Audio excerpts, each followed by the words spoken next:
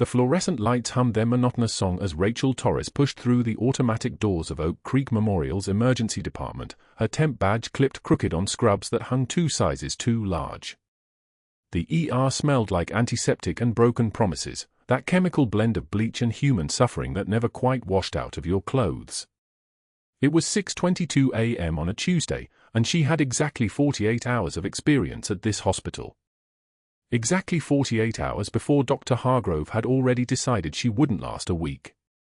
She moved through the department with the quiet efficiency of someone who had seen worse. Much worse. Her hands knew the rhythm of trauma bay prep, restocking bandages, checking airway equipment, arranging tray tables in precise rows. The movements were automatic, muscle memory encoded over 15 years of service. But the other nurses watched her with the careful distance reserved for temporary labor, the kind of dismissal that came from stability and permanent contracts. Rachel was the disposable piece on the chessboard. Dr. Hargrove had made sure everyone knew it. The break room was crowded at 7:15 a.m., 3 permanent nurses, 2 residents, and Dr. Stephen Hargrove sitting at the center of a worn laminate table like a king holding court. His watch caught the light as he gestured, a Rolex that probably cost more than Rachel's monthly rent. $240,000, she would later calculate. The watch had a 5-year waiting list at the San Diego Rolex boutique. Dr. Hargrove had connections. "Gentlemen," he said, sliding a crisp $100 bill across the table. "I'm betting this woman doesn't last 7 days. Maybe 6 if she realizes how far out of her depth she really is." The other doctors laughed. Dr. Marcus Chen, the senior resident, shook his head but didn't argue. He knew the score. Hargrove controlled the schedule, controlled the teaching assignments, controlled which residents got recommendation letters that mattered. The money stayed on the table. Rachel stood at the coffee maker, pouring black coffee into a chipped mug. She didn't turn around. She didn't acknowledge the bet. Her jaw tightened, just barely, a micro-expression that would have been invisible if anyone had been looking for it. But they weren't. She was invisible. That was the point. She picked up her cafeteria tray, added a banana and a yogurt that cost $3.50, and turned to find Dr. Hargrove directly in her path. His smile was the kind that made the air pressure change, not warm, not cruel exactly, just the expression of someone accustomed to moving through the world without resistance. "Careful there, Torres," he said, using her last name like it was a joke. "You look a little unsteady. Nervous?" She stepped sideways. Professional. Measured. "I'm fine, doctor." That was when he moved his arm. Not violently, there were witnesses in the break room, 3 nurses watching this like spectators at a gladiator match. But intentional. His elbow caught the edge of her tray. The coffee sloshed. The yogurt tipped. The banana rolled across the tile floor like an accusation. The room went dead silent. Rachel stood there, looking down at the spilled breakfast, at the brown liquid spreading across white ceramic, at the yogurt lid spinning slowly to a stop. Her hands were steady. Not trembling. Not even close. This was muscle memory of a different kind, the kind that came from being young and enlisted and learning to absorb impact without breaking. She didn't look at Hargrove. She didn't raise her voice. She set her empty tray on the counter and walked to the supply closet, returning with paper towels and a small mop. 43 seconds. That's how long it took her to clean up the mess. The room stayed silent the entire time. Nobody moved. Nobody breathed very hard.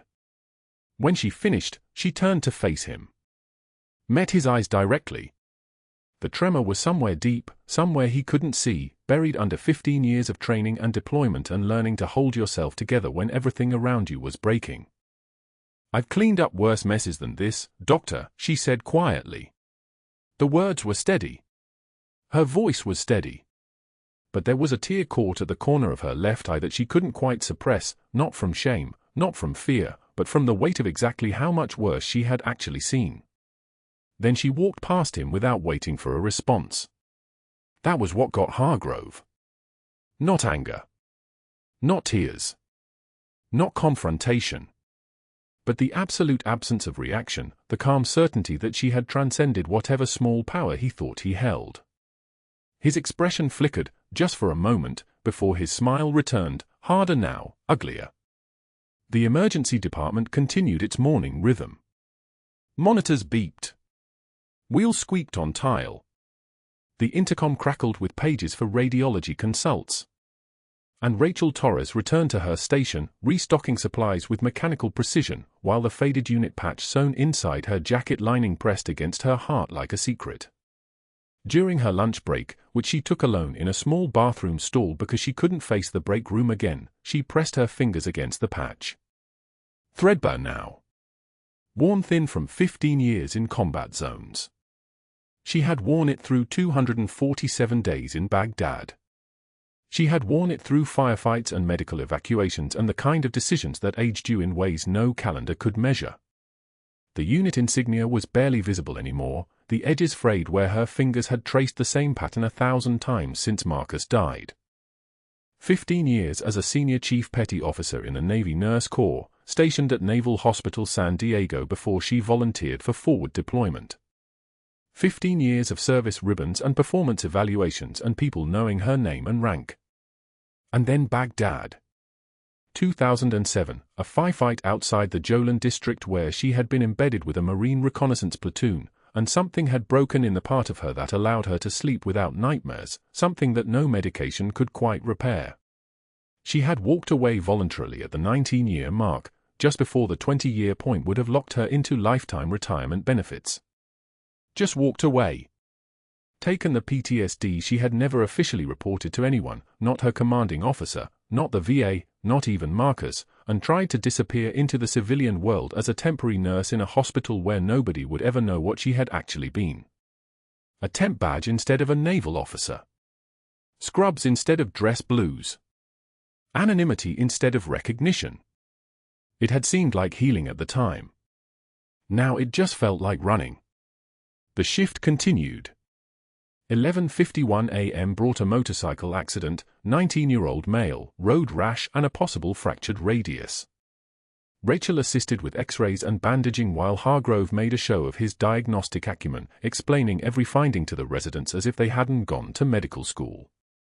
She moved around him like water moving around stone, present but not intrusive, competent but unobserved.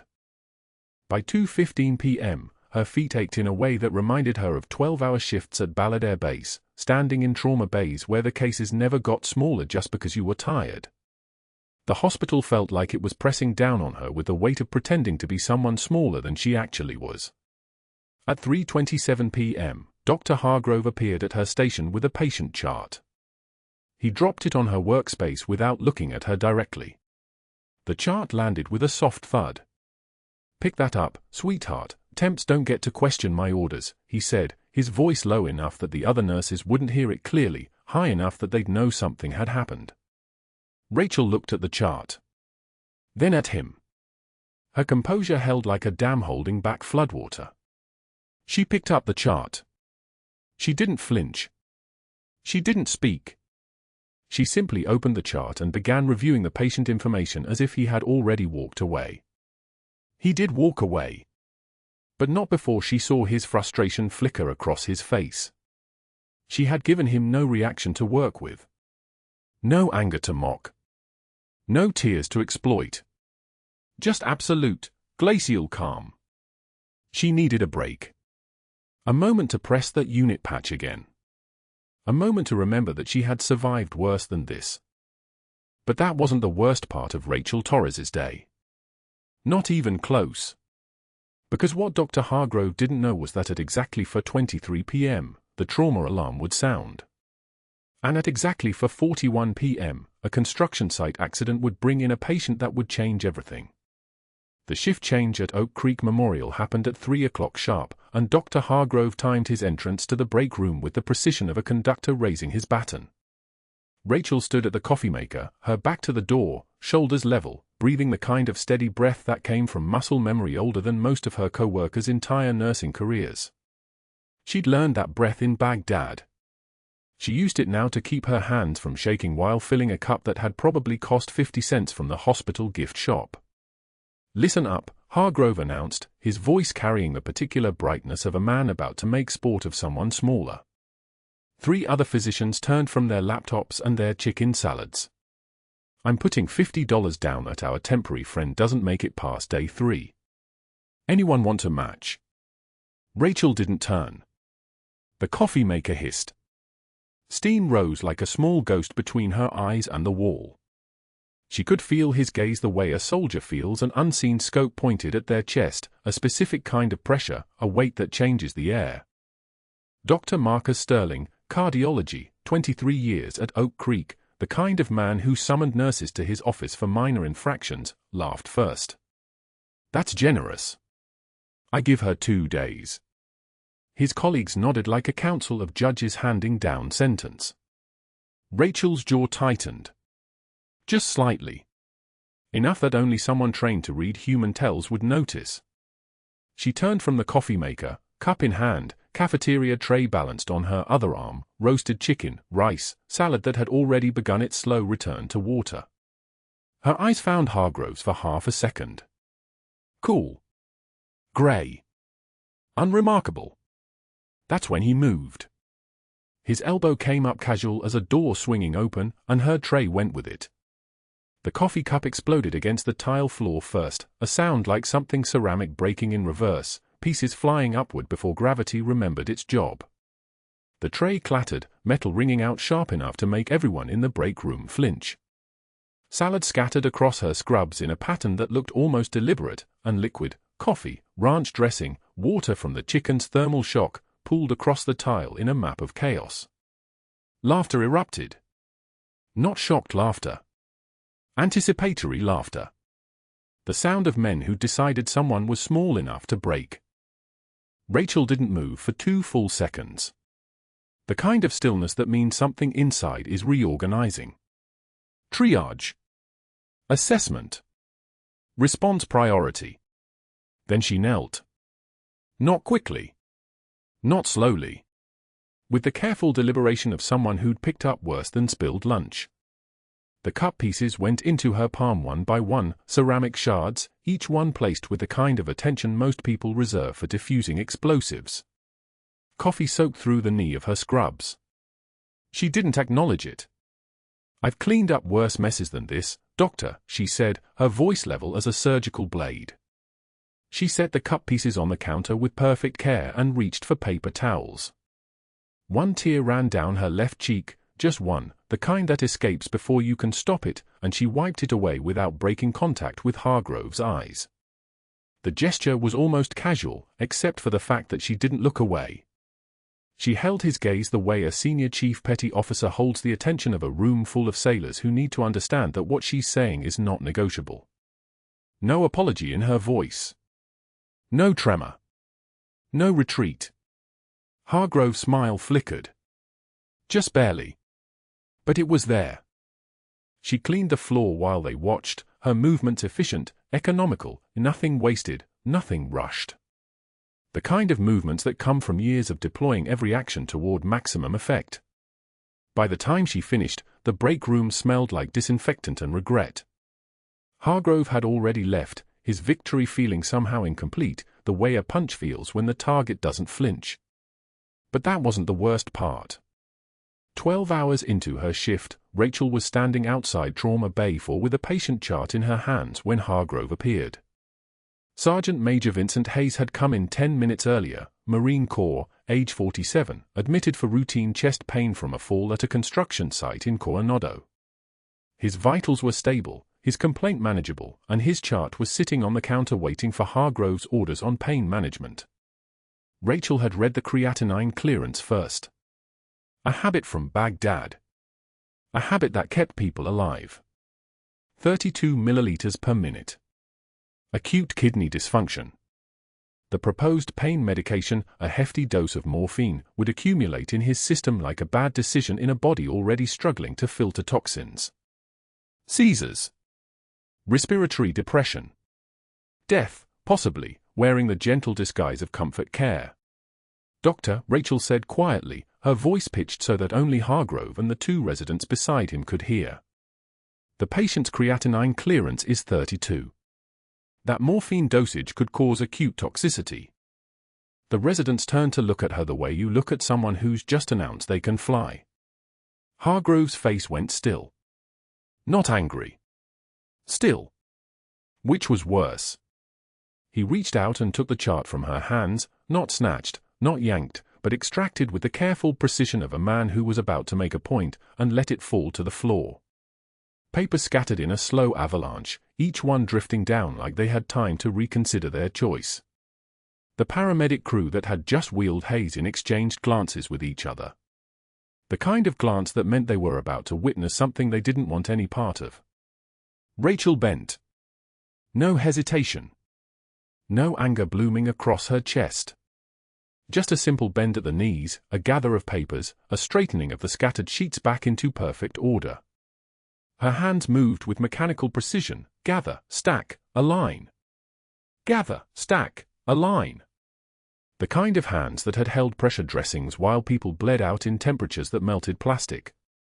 Those hands didn't shake. Pick that up, sweetheart. Temps don't get to question my orders, Hargrove said, his voice smooth as oil across water. You're a nurse, not a pharmacist. Stay in your lane or stay unemployed. He stepped closer. Coffee breath. She could smell it, stale and bitter, the smell of a man who'd been awake too long on the wrong kind of determination. Rachel straightened, chart realigned, pages perfect. She met his eyes once more, and this time her voice went lower. Not louder. Lower. The patient's creatinine clearance is 32, doctor. Your dosage could cause seizures. A paramedic from the inbound crew, Corporal Lisa Chen, according to the name tape on her uniform, former Army combat medic based on the way she carried herself, watched Rachel's hands during the entire exchange. Watched them not fumble, not shake, not betray anything except a precision that didn't belong to someone 3 days into a temporary assignment. Chen's frown deepened. Recognition flickered across her face like a candle that just caught light. Hargrove turned away, his victory hollow because Rachel's composure had refused to break it. Just get him settled in Bay 4. And don't touch his chart again. By evening, the humiliation had escalated into strategy. Hargrove announced Rachel's new assignment across the entire department intercom, his voice reaching through every hallway, every trauma bay, every supply closet where she might be listening. Torres to custodial support for the weekend shift, let's see what you're really qualified for. The words hung in the air like smoke. Bedpan duty. Mopping. Assignment sheet delivered in person, thrust into her hands in front of 2 residents and a nursing supervisor who suddenly found her shoes very interesting. Rachel took the assignment sheet. Nodded once. Walked to the supply closet without another word. The door closed behind her with a soft click, and for 15 seconds she counted them, because counting kept the breathing steady. She pressed her forehead against the cool metal shelving. Her hand found the faded unit patch sewn inside her jacket lining, the one she kept over her heart like a prayer or a promise or a secret that had started to burn. 2 breaths. Controlled intake. Controlled release. The kind of breathing that kept you alive in rooms where people were trying to kill you. Then she straightened. Her shoulders rolled back. Her jaw unclenched. She got the mop. The evening shift passed in the kind of quiet that precedes storms. Rachel pushed her cart through corridors that suddenly seemed longer, and she noticed Corporal Chen watching from the nursing station, not the look of pity, but the look of recognition. The look of someone who'd just realized they were standing next to a soldier pretending to be a janitor. They made eye contact for exactly 2 seconds. Chen nodded. Just barely. Rachel's head inclined in return, the smallest acknowledgement between 2 people who understood that some stories aren't told in words. The night deepened toward 4:23 p.m. the next afternoon. Rachel was stocking supplies in Trauma Bay 3 when the overhead speaker came alive with the kind of urgency that made every emergency professional in the building snap toward attention. Trauma alert. Multiple casualties incoming. Construction site accident, Coronado Industrial District. ETA 6 minutes. Trauma alert. Her hand stilled on the 4 setup. 6 minutes. She knew what 6 minutes meant. She'd lived in 6-minute increments in Baghdad, the time between IED detonation and medical intervention, the space where people either made it or didn't. The construction site accident would bring the patient that nobody knew was coming. And in exactly 12 minutes, everything that Dr. Hargrove thought he'd built would start to collapse. The radio crackled at 1411, dispatch traffic cutting through the ER like a scalpel. Trauma alert, multi-vehicle construction site collision on I-05 near the 32nd Street exit. For confirmed casualties. First unit ETA 6 minutes. Rachel heard it from the supply corridor where she'd been reorganizing bandage trays, work that Hargrove had reassigned her to as punishment for breathing near his patient charts. She didn't move. Didn't acknowledge the words. Just registered the information the way her body had learned to over 15 years: intake, process, prepare. By the time the second radio call came through, first ambulance rolling, 2 critical, 2 moderate, ETA 5 minutes to Oak Creek Memorial, Rachel was already walking toward Trauma Bay 3. She moved through the ER with the kind of efficiency that went unnoticed because it was so complete. No rushing. No wasted motion. Her sneakers whispered against the linoleum tile as she pushed through the double doors, her scrub badge catching the fluorescent overhead lights. The temp agency logo on it might as well have been a scarlet letter. Just a nurse. Just temporary. Just someone to ignore. The trauma bay smelled like disinfectant and anticipation. Rachel began her setup with the precision of someone who'd run this choreography 1,000 times before.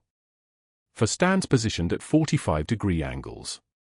Crash cart unlocked and checked, 14-gauge angiocatheter needles in the top drawer, right where they needed to be. Defibrillator pads on the counter. Central line kit on the steel table. She moved like water finding the shape of a container, filling every necessary space, preparing for the kind of violence that construction sites specialized in creating. The other nurses in the bay scrambled around her, crossing paths, calling out equipment needs, their movements jerky and unpracticed compared to the fluid architecture of Rachel's hands. Suction, one of them called out, a younger RN whose name tag read Melissa. Second drawer, left side, Rachel said. Her voice was calm. Steady. The kind of voice that made people believe everything would be handled, even when everything was chaos. She didn't raise it. Didn't need to.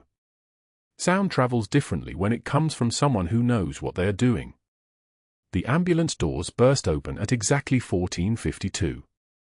She heard the stretcher wheels before she saw the patient, the distinctive squeak-squeak thud of trauma transport moving fast.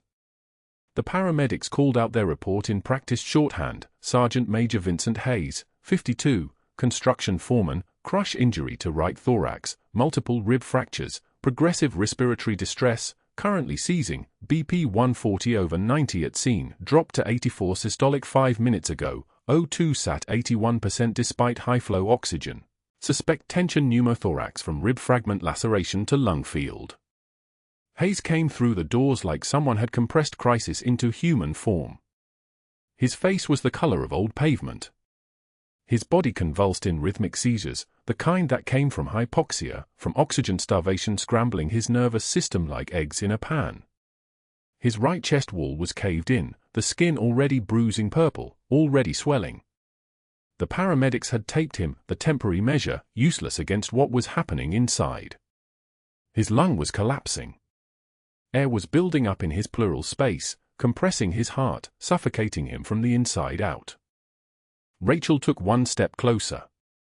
Her eyes moved across his chest like a technician reading an instrument panel. Second intercostal space. Midclavicular line. That's where the pressure was building. That's where the needle needed to go. The seizures were getting worse. His oxygen saturation was probably plummeting in real time, those numbers dropping like stones into dark water. 81%. Maybe 78 now. Maybe lower. Every second, less oxygen reaching his brain.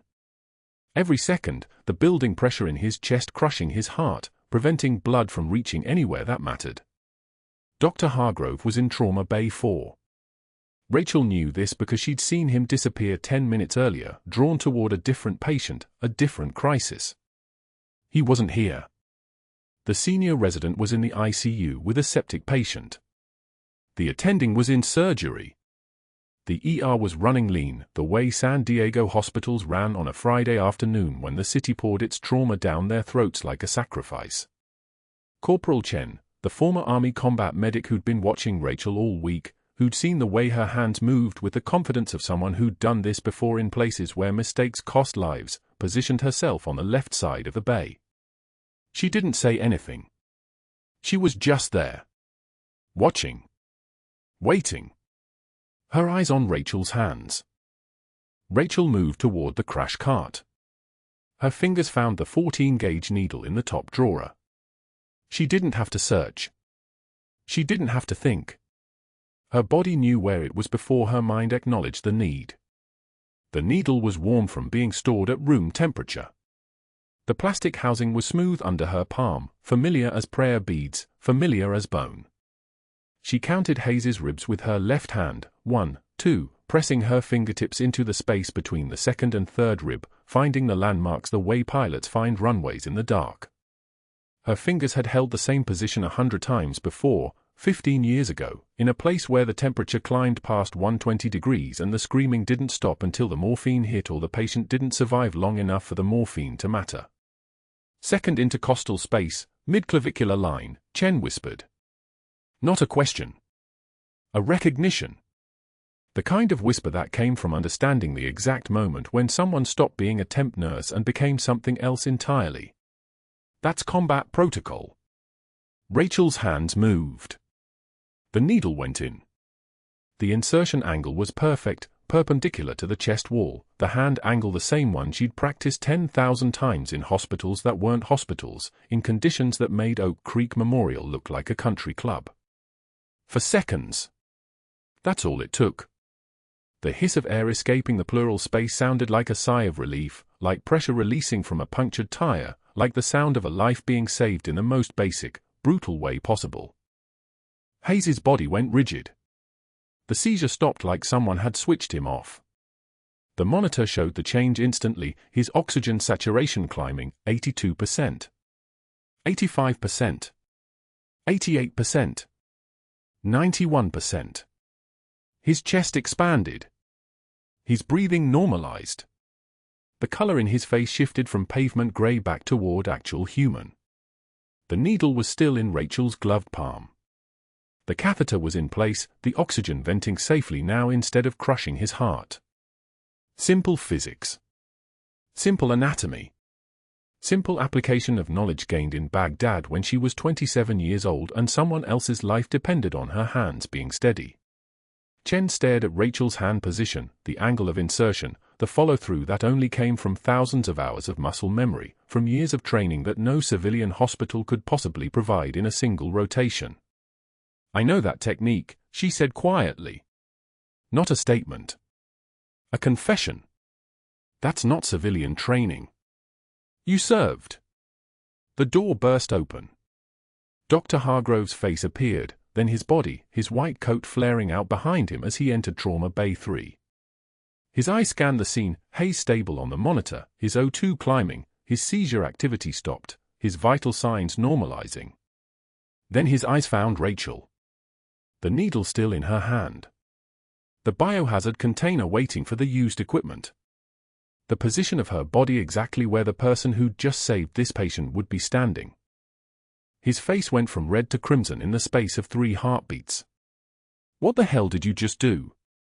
His voice cut through the bay like a surgical blade, all volume and no control. You don't have authorization for that procedure. You are a temporary nurse.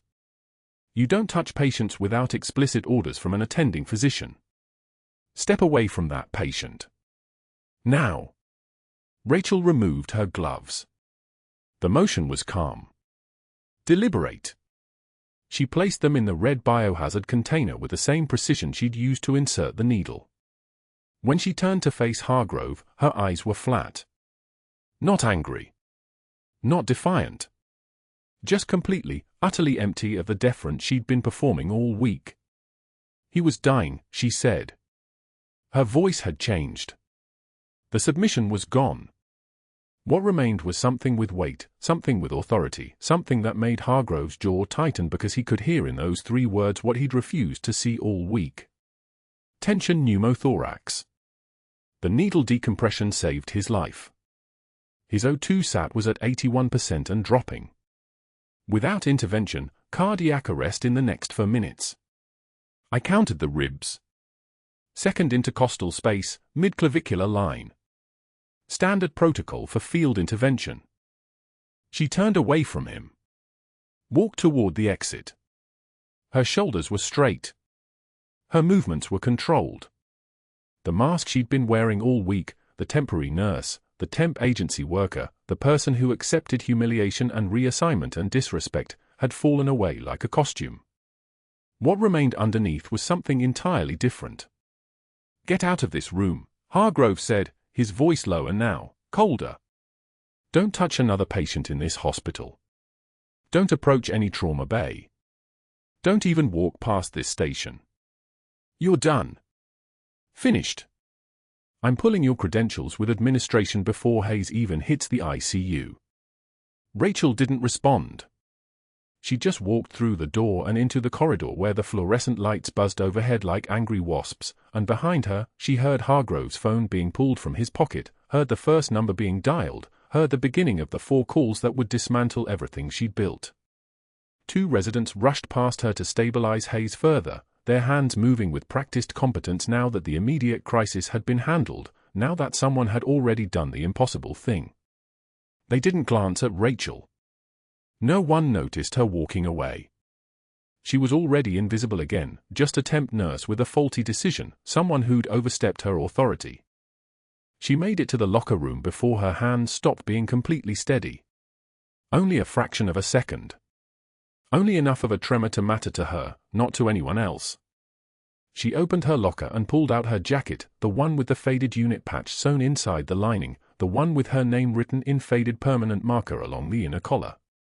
The one that reminded her, on the nights when everything felt impossible, exactly who she was beneath the scrubs and the temp badge and the careful performance of being small.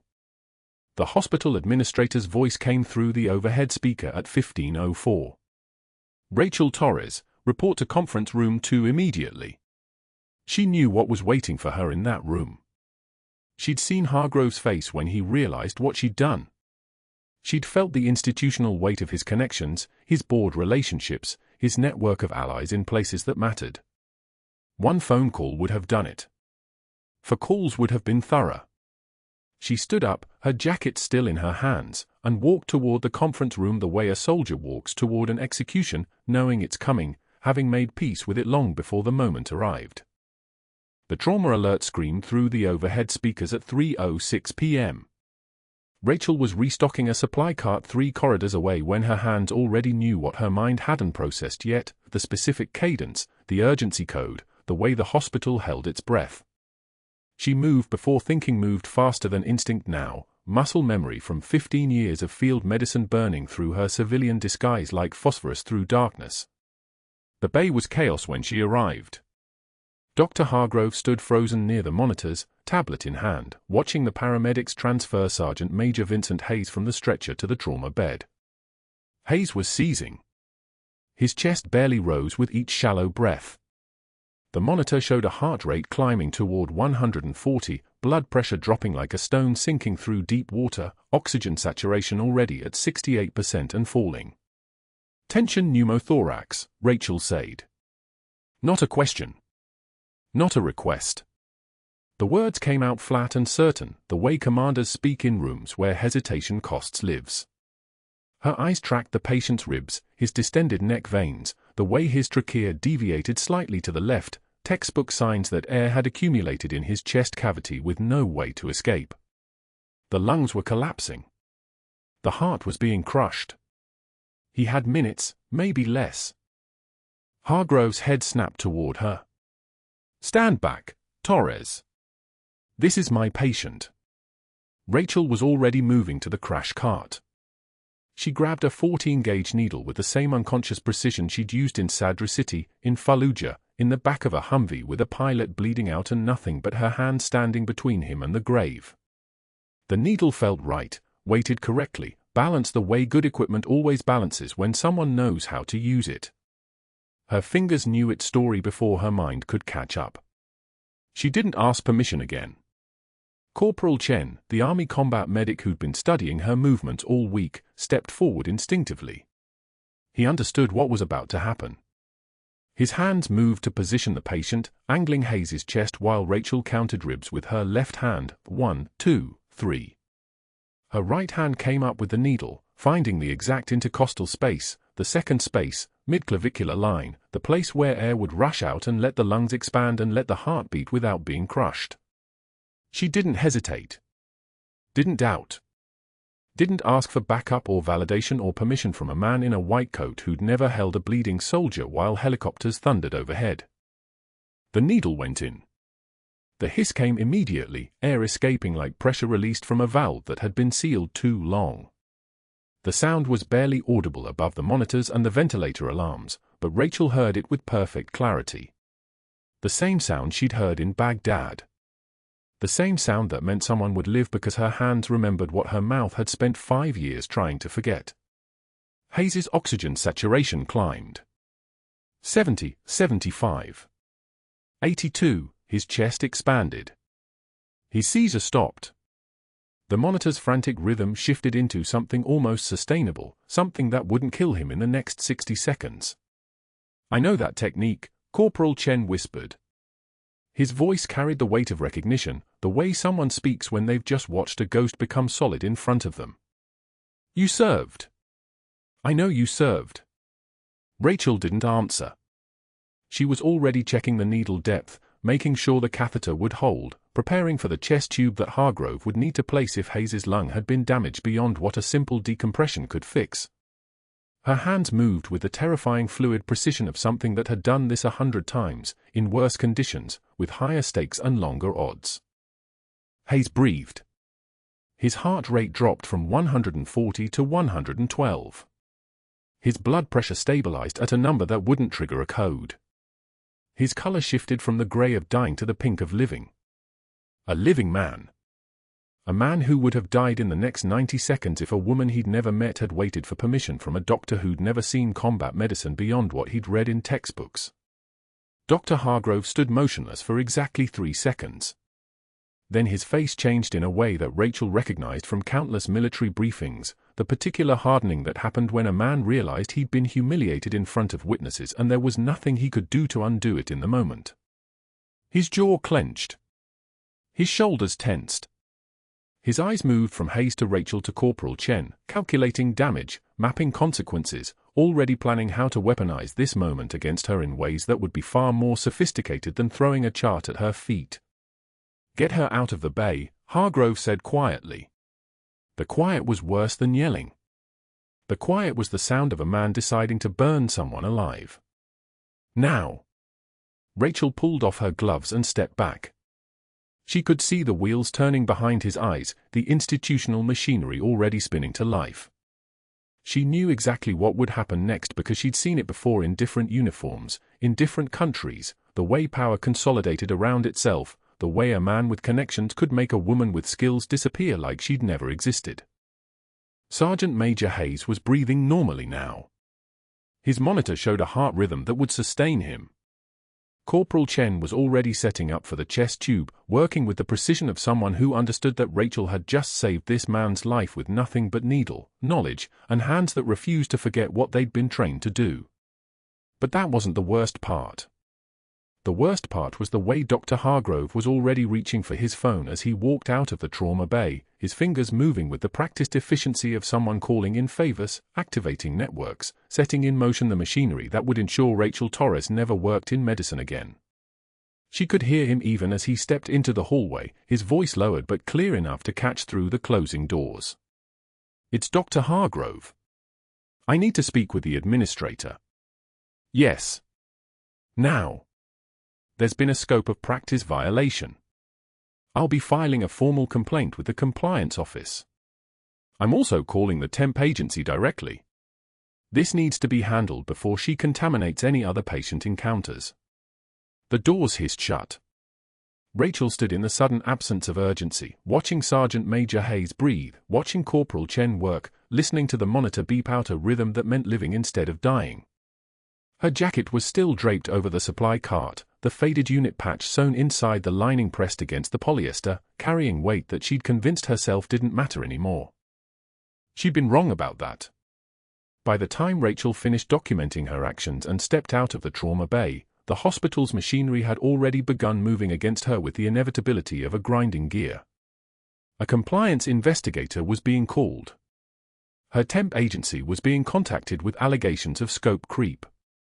The board was being briefed. Hargrove had made 4 phone calls in 12 minutes, each one a thread being pulled, each conversation a strand being added to the noose he was building. Sergeant Major Hayes would live. But Rachel Torres had just made a choice that the institution could not forgive, no matter how clearly it was the right choice. She'd revealed something she'd spent 5 years trying to bury.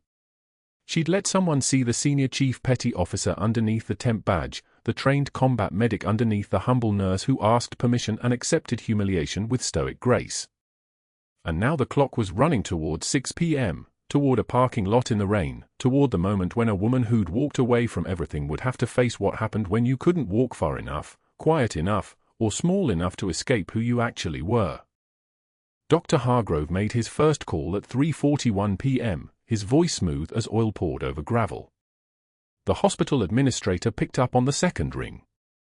"We have a critical scope of practice violation that requires immediate board review," Hargrove said, already composing the narrative in his head, already building the architecture of her destruction with the same precision he'd used to diagnose a disease. A temporary nursing assistant performed an emergency procedure, needle decompression, without physician authorization. That's not discretion, that's insubordination masquerading as heroics. The administrator's response was a series of careful questions. Hargrove answered each one with the confidence of a man who'd weaponized hospital policy before, who understood exactly which buttons to push on a man terrified of regulatory consequences and Joint Commission investigations. The second call went to the medical director at 4:03 p.m. This one required a different tone, collegial, concerned, the voice of a peer protecting institutional integrity rather than settling a personal score. "I'm requesting we launch a formal investigation," Hargrove said. "For the hospital's protection as much as anything else. If she acts without authorization once, we're liable for every decision she makes independently. One bad outcome and we're looking at negligence suits." The medical director heard liability and negligence and agreed to open an inquiry within the hour.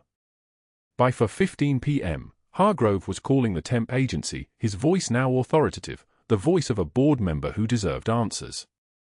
"I need to know the full scope of Rachel Torres' certifications and whether she has any emergency medical background that wasn't disclosed. We're concerned about her qualifications." The compliance investigator was already in the hospital by 4:48 p.m., an outside contractor with a clipboard and the neutral expression of someone paid to find violations. Hargrove had never met her before, that was the genius of it. She had no connection to him, no reason to show bias, which meant everything she documented would carry the weight of objective truth. He walked her through the trauma bay, pointing out where Rachel had acted, describing her movements with theatrical concern. She didn't ask for assistance. Didn't wait for authorization. Just stepped in and performed a critical procedure as if she had the authority. The investigator made notes.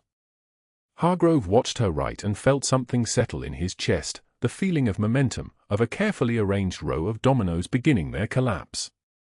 By 5:02 p.m., the hospital administrator and medical director had signed off on a termination letter citing insubordination, unauthorized medical procedures outside the scope of temporary nursing assistance, and violation of chain of command protocols. The letter was printed on official hospital letterhead, each word a nail in a coffin. Hargrove requested the honor of personally delivering it.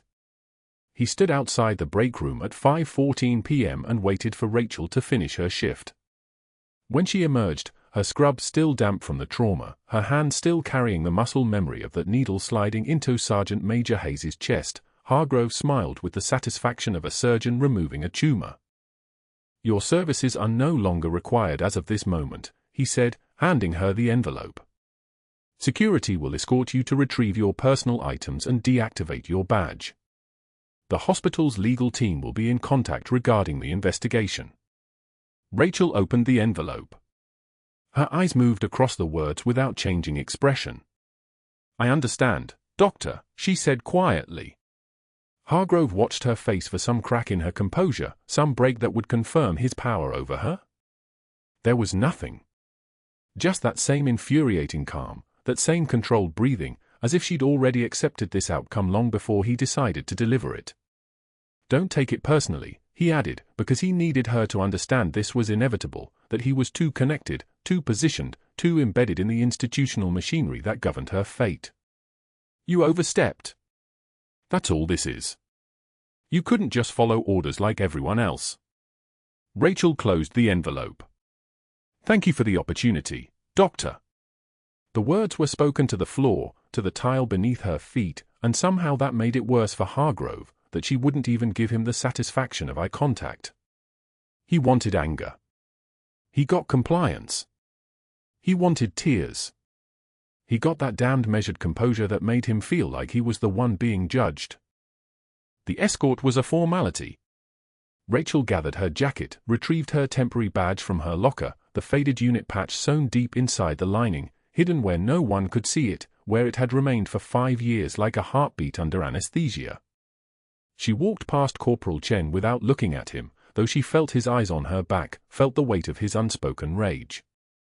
By 5:43 p.m., she was standing in the rain outside Oak Creek Memorial with nothing but the clothes she wore and the memory of a life that had just been erased with a single sheet of hospital letterhead. 5 hours later, Rachel stood alone in the cemetery on the eastern edge of San Diego, where the rain fell harder and colder than it had any right to. Marcus was buried here, under a headstone that read his name and 2 dates separated by a life too short to measure in years. She pressed her palm against the granite, feeling the water that had pooled there, feeling the texture of stone that had been weathered by seasons and grief. The faded unit patch, the one sewn so carefully inside her jacket lining, the one she'd carried through 15 years of deployments and 5 years of trying to disappear, felt heavier than it ever had. "I failed, Marcus," she whispered to the rain, to the headstone, to the husband who couldn't hear her anymore. "I tried to disappear. Tried to be small. Tried to take up less space and cause less damage and save myself the way I couldn't save you." Her voice cracked on that last word, but there was no one here to see it, no audience to witness the breaking of the woman everyone had learned to dismiss. "And I still couldn't save myself." Hargrove was right. "I don't belong in a hospital. I don't belong anywhere where people see what I actually am." The rain drummed against her shoulders like 1,000 small accusations. She pressed the unit patch against her heart through the wet fabric of her jacket and stood there until the water began to numb her fingers and the cold began to creep into her bones. Back at Oak Creek Memorial, Dr. Hargrove sat in the darkened administrator's conference room with 3 board members, expensive scotch in crystal glasses that caught the dim light like captured amber. "Remarkable how quickly these situations resolve when you understand the institutional mechanisms," one of them said, raising his glass. Hargrove accepted the compliment with the ease of a man who'd never once questioned his own position in the world's hierarchy. The temp agency was cooperative. The compliance investigator found exactly what needed to be found. And the administrator understood the liability exposure immediately. They clinked glasses. The scotch was 18 years old, smooth as silk, worth more than Rachel's monthly rent had ever been. "The nurse won't cause any further problems," Hargrove said. "She's gone. By tomorrow morning, she'll be nothing more than a gap on the schedule, a name that fades from memory within weeks. These temporary workers understand their place in the hierarchy. When the institution moves against them, there's nowhere to go, no connection strong enough to protect them." One of the board members laughed, the sound of privilege echoing in a room where consequences were something that happened to other people. They talked about the next agenda item, about hospital expansion and budget allocations, about matters of genuine institutional importance. Rachel Torres was already forgotten, already filed away as a problem solved. The hospital's risk management team completed their incident report by 7:15 p.m., marking the file as resolved and moving it to the closed cases folder. Rachel's temp badge was deactivated in the system. Her name was removed from next week's schedule. The ER staff log showed no entry for her at all, as if she'd never walked those hallways, never saved a patient, never existed within the pale walls of Oak Creek Memorial. The fluorescent lights hummed their mechanical song, indifferent to the small human dramas that unfolded beneath them. New nurses clocked in for the night shift, new patients arrived in trauma bays, and the hospital's machinery continued its relentless rotation, erasing one temporary worker with the same efficiency it used to process blood samples and insurance claims. Rain pounded the parking lot that night like a judgment being rendered. But that wasn't what changed everything. That wasn't what made the difference. At 11:08 p.m., federal agents pulled into the Oak Creek Memorial parking lot in two unmarked SUVs, their arrival announced not by sirens but by the simple fact of their presence, the kind of presence that made security guards straighten their posture and administrators check their phone records. They carried folders.